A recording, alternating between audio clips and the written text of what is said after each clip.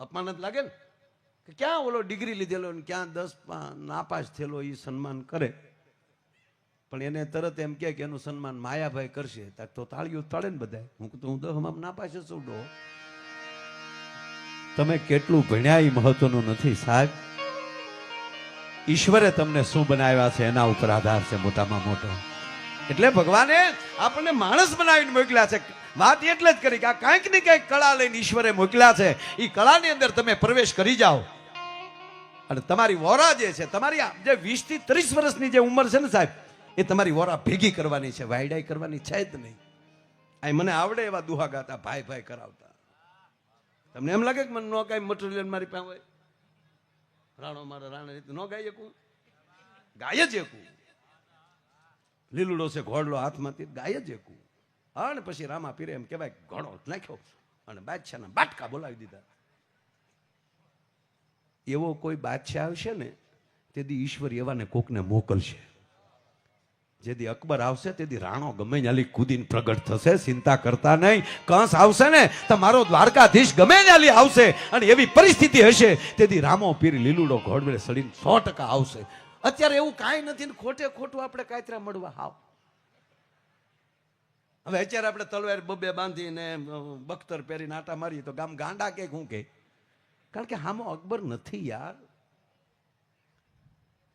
વરરાજો જેટલો માંડવામાં રૂડો લાગે એ આડે દિવસે એમણે તલવાર લઈને નીકળતો હોય તો ગામની બજારમાં લગ્ન પતી જાય ને 15-20 દી પછી 2 વર્ષ પછી, જોકે પછી લગ્ન પછી તો લગભગ એ તલવાર સામું જોવે જ નહીં.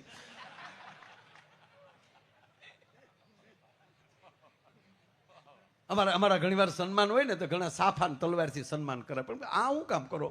આ તો અમે પેલા ખેલ નાખી ચુક્યા છે. એક ભાઈ મને પૂછ્યું, મને કે માય ભાઈ આ જેના લગ્ન થાય એ એના ગીત બેનો ખૂબ ગીત ગાય ને. હા, કારણ કે એનો ત્યારે શું કહેવાય એનો અવસર હોય છે. પછી કોનો દીકરો છે ને એ હું ધંધા કરે છે ને કાંઈ નો, વરરાજો છો ગીત ગાઓ. અમુક વરરાજાને 3 દી હળદરમાં રાખીએ ત્યારે માઇન્ડ થોડોક તગે, 2 દી તો હળદર કાળી થાય, બાકી ભાઈમાં ફેર ન પડે બોલો. અને 2 આંખમાં ફૂલા હોય અને એક આંખ હાવ વનવે થઈ ગઈ, ત્રાહી થઈ ગઈ હોય. કેમેરા વાળો કે અહીંયા જુઓ અહીંયા જુઓ, એટલે ન્યા જ જોવે છે. તને લાગે છે થાંભલી હામું જોવે એમ, બાકી એના તો ફોકસ તારી હામાં જ છે. આવી પરિસ્થિતિ હોય તોય આપણી માવું એમ કોઈ દી કીધું કે આવાના હું ગીત નહીં ગાઈએ? આપણી માવુના, આપણી જગદંબાઓના હૃદયમાં સાહેબ દરેક દીકરાના આવડા હરખા સ્થાન હોય, એમાં કોઈ દી કાંઈ વારો તારો હોય નહીં. એટલે એક ભાઈ મને પૂછ્યું, મને કે જેના લગ્ન થાય એને ઘોડા ઉપર શું કામ બેસાડવામાં આવે છે, એને તલવાર રાજાનો પોશાક શું કામ પહેરાવવામાં આવે છે, એના નામના ઢોલ વગાડવામાં આવે, એના ગીત ગાવામાં આવે, આનું કારણ શું? મેં કીધું એનું કારણ એટલું કે સમાજ બહુ દયાળુ છે. સમાજ આપણને મોટા કરવા માટે કેટલી મહેનત કરે સાહેબ. દીકરો કોઈ પણ ન હોય એની ઘરે દીકરાનો જન્મ થાય, દીકરીનો જન્મ થાય તો માણસો જબલાથી ચાલુ કરે. કાલ્યો અમે જબલા આપીએ.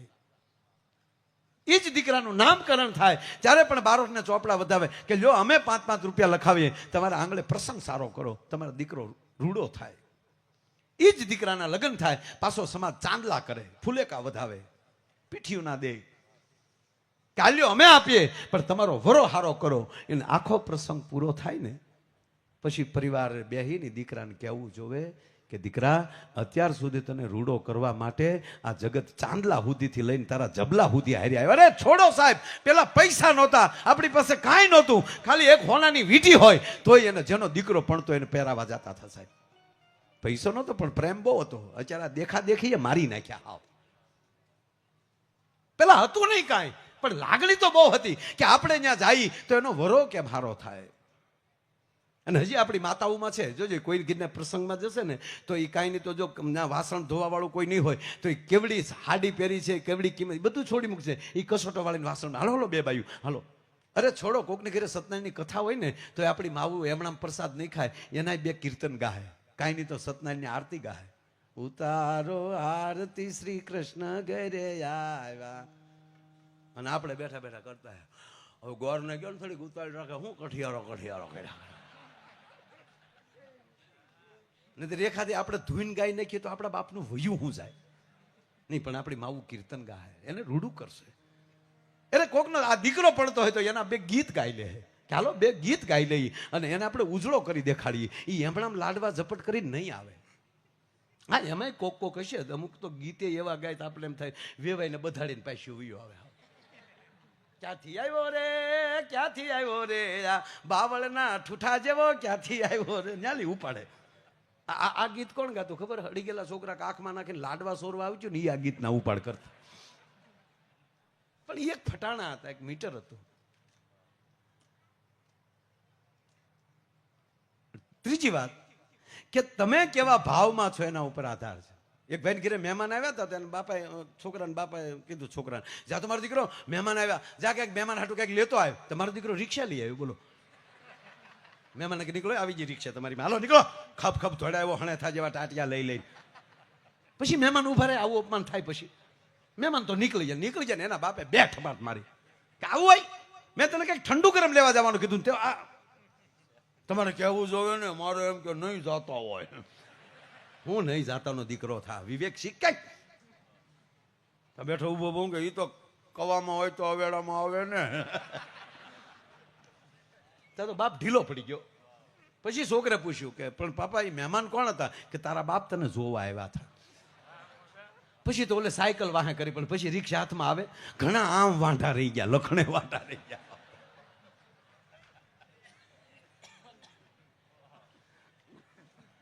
ગજબ. અમુક તો ખરેખર ખીજાવા જ ઉપરથી આવ્યા. જોજો, અમુક કોઈ ઓટલે બેઠા હોય ને ભેં નીકળે તેને કોનું ડોબું છે? તારું. અરે એક ભાભો એવો ખીજાવ ભાઈ, એ શેરીમાં કોઈથી ગળાય નહીં. ગમે એ કોણ છે, કોણ ખપ ખપ નીકળે ને આમ અવળી આપે. અવળી મારે ન કહેવાય, નકરી કહી દેતા થઈ એ મને ખબર છે.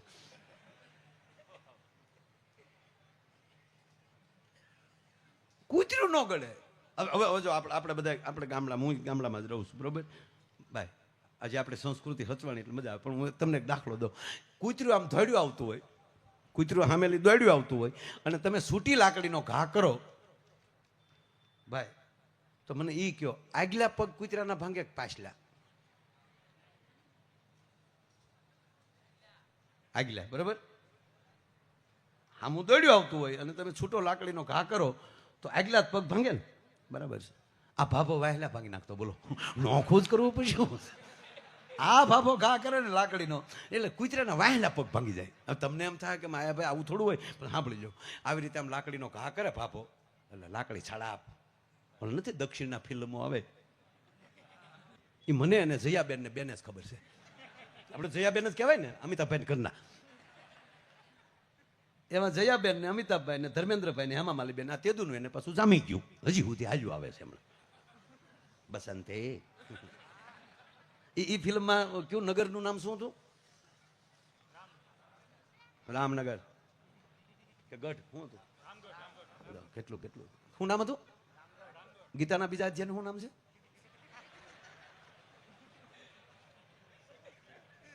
સંઘર્ષ ભાવ, સંઘર્ષ યોગ.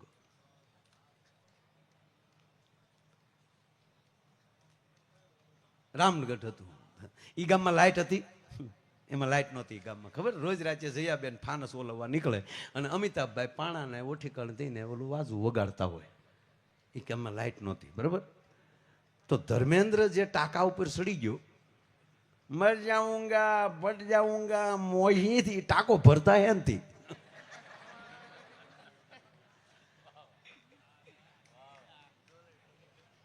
આ કોઈ જોયું જ નહીં યાર. બસ આ ફિલ્મ છે. પણ આ ભાભો લાકડીનો ઘા કરે બાપુ, આમ લાકડી ફરાક ફરાક થતી જાય એટલે લાકડીનો પેલો શેડો છે ને એ કૂતરાની ઓળમાં આવે. પેલો શેડો જ્યાં કૂતરાની ઓળમાં આવે ને કૂતરો જ્યાં ફરે ત્યાં વાહેલો શેડો કૂતરાને ટાટિયા ભાગી નાખે. પછી તો ગામમાં નક્કી થઈ ગયું, વાહેલી કઈ ભાગલો ઠરડક ઠરડક કૂતરું નીકળે ને એટલે ગામનો કે ભાભાનો ઘા.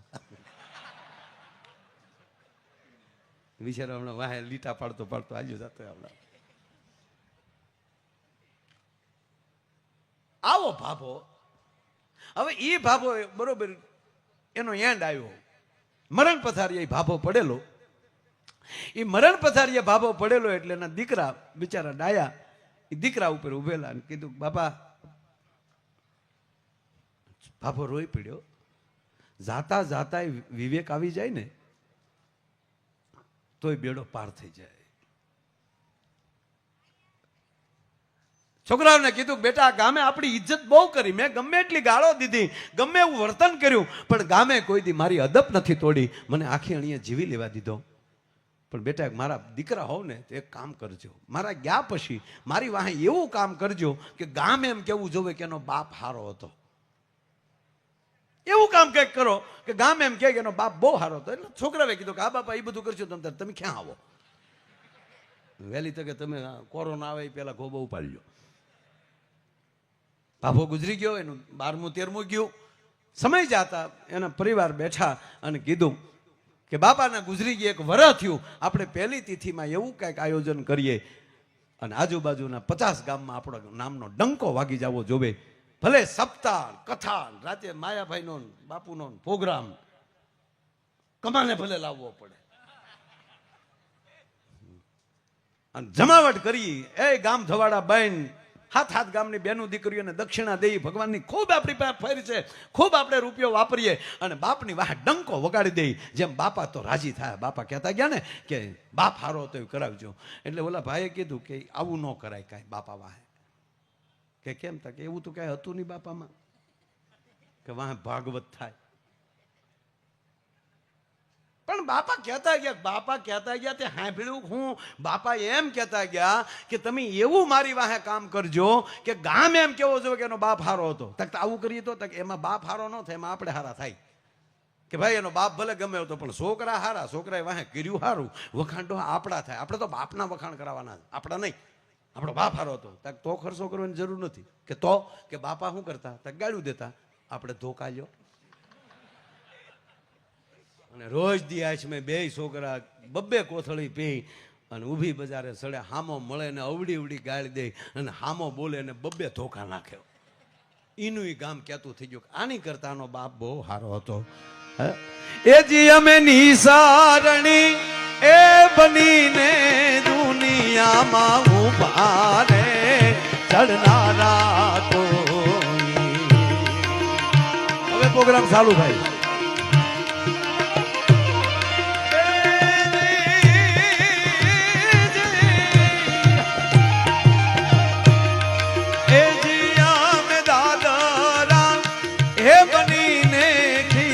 खूब खाधा रे तपशाना फल लो